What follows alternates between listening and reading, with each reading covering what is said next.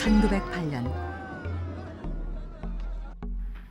제1은행 경성지점에 한 남자가 나타났다. 이 통장에 입금되어 있는 돈을 찾으러 왔습니다. 남자의 통장을 확인한 은행원은 깜짝 놀라고 말았다. 남자가 내민 통장의 잔액은 무려 33만 1,519원 74전. 현재의 가치로 약 330억 원에 달하는 금액이었기 때문이다. 죄송하지만 이 돈은 지급될 수 없습니다. 뭐라고요? 그런데 돈을 지급해 줄 수 없다고 말하는 은행원. 과연 이 거액의 예금에는 어떤 비밀이 숨겨져 있는 것일까?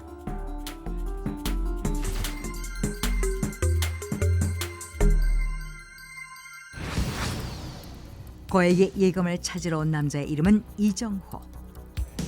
그는 예금주인 이용익의 양자였던 이현지의 아들, 즉 이용익의 손자였다. 그렇다면 거액의 예금의 주인인 이용익은 과연 누굴까? 이용익은 대한제국 시절 황실의 재산을 관리하는 내장원의 수장인 내장원경이었다. 1902년 10월 2일 오셨습니까? 기다리고 있었습니다.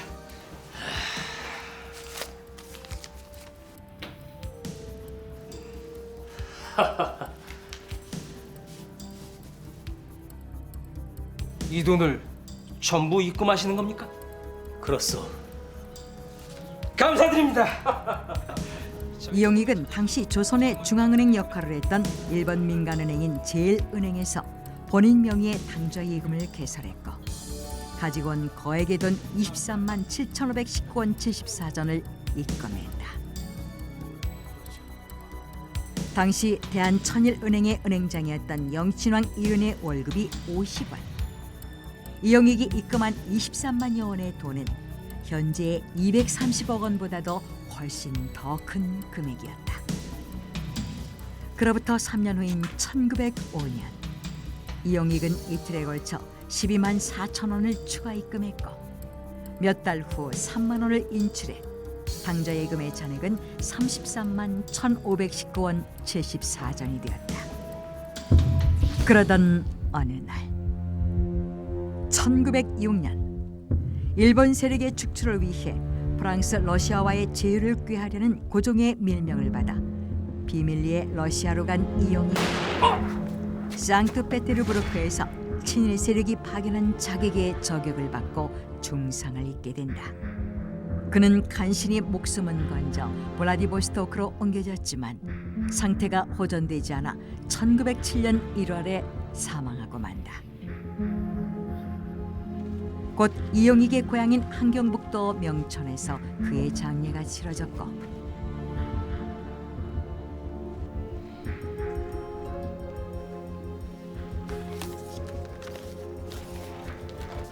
자네 조부님이 남기신 걸세.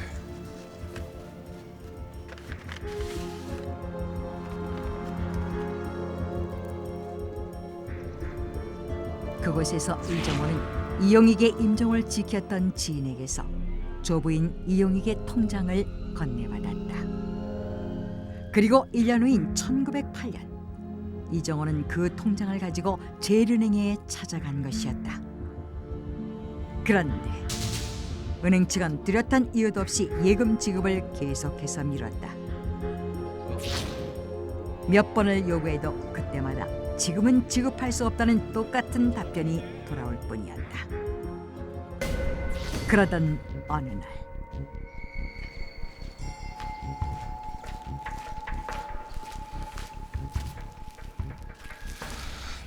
내 오늘은 기필코 받아내고 말겠어. 어김없이 은행에 예금 지급 요청을 하러 가던 이정호는 그 안에 습격을 받고 어디론가 끌려가고 만다. 어서 통장 어딨냐고. 어서 말을 해. 이정호를 끌고 와 골방에 가둔 채 통장을 내놓으라고 윽박지른 이 사람의 정체는 대한제국 당시 결성된 친일단체 일진회 회장 손병준이었다. 그는 이정호에게서 이용익의 통장을 빼앗기 위해 밤낮으로 그를 괴롭혔는데 그렇게 이정호는 조부의 유산은 물론 자신의 목숨까지도 위험한 상황에 처해 있었다. 하지만 다행히도 평소 친분에 있었던 당시 일본 군사령관 하세가와의 도움으로 간신히 풀려나게 되었는데 그러나 이후에도 송병준은 계속해서 이정호의 예금 지급을 방해했고 심지어 이정호는 송병준의 계략에 의해 이토 히로부미 저격 사건의 혐의자로 체포되어 수감되기까지 했다. 석방된 후 러시아 망명길에 오른 이정호는 그곳에서 무려 10여 년 동안 예금 지급 협상을 진행했다. 하지만 10여 년에 걸친 노력에도 결과는 달라지지 않았다.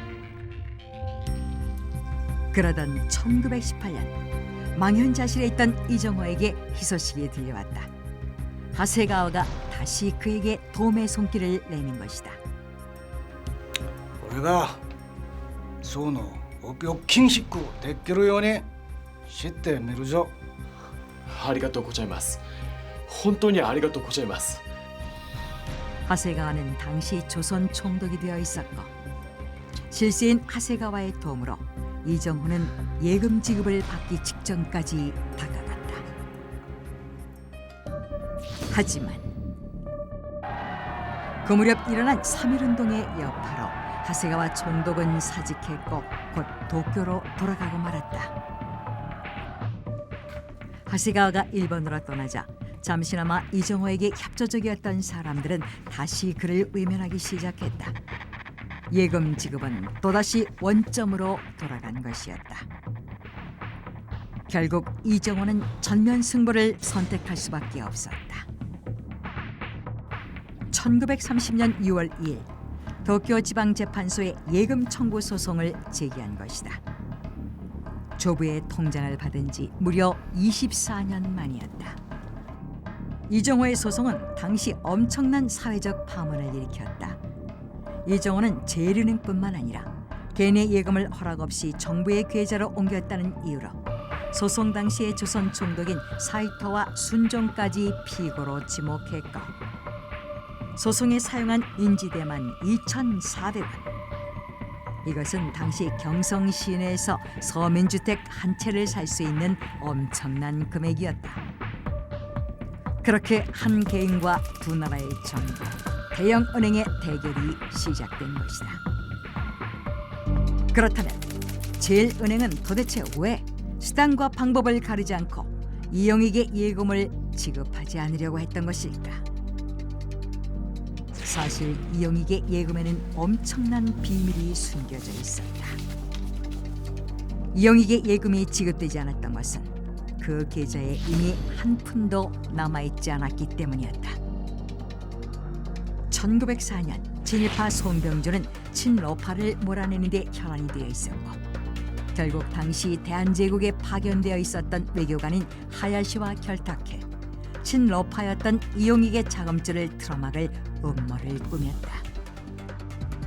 하야시는 자신의 권력을 이용해 이용익의 1차 예금액인 23만여 원을 1904년 당시 내장원경 윤웅열의 당자로 옮겨놓았고 2차, 3차 예금은 1907년 당시 국내부 외사과장이었던 유천의 당자로 옮겨놓았다.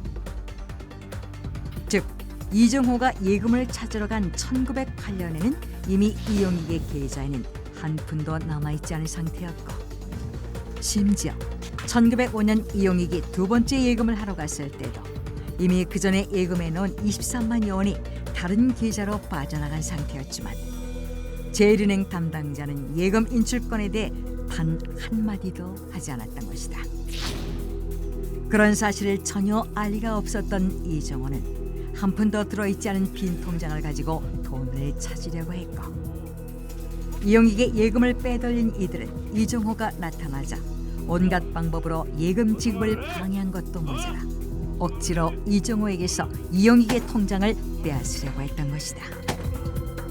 뿐만 아니라 재판이 진행되는 동안에도 그들은 이용익의 예금이 황실의 내당금이었다는 핑계로 자신들의 행동을 합리화하려 했고 그 예금이 30년도 지난 돈이라 시효가 지나 지불할 수 없다는 터무니없는 주장까지 내세웠다. 결국 이정호는 그들의 속셈을 알지 못한 채 단지 조부의 예금을 찾겠다는 의지 하나로 수십 년 동안 노력했지만 1심 판결도 보지 못한 채 협심증으로 사망했다. 이후 9년 동안 6번의 재판이 치러졌지만 결국 이정호는 패소하고 말았다. 커다란 화제를 몰고 온 이용익의 사라진 예금 33만 1,519원 74전. 과연 이용익은 그 돈을 어디에 쓰려고 했던 것일까? 또한 그 돈은 정말 왕실의 비자금인 내탕금이었던 것일까? 그렇다면 윤흥열과 유찬의 계좌로 옮겨졌다는 돈은 어디로 사라진 것일까? 재판이 끝났음에도 불구하고 그 거액의 예금이 누구에 의해 어디로 쓰여졌는지는 여전히 미스터리로 남아있다.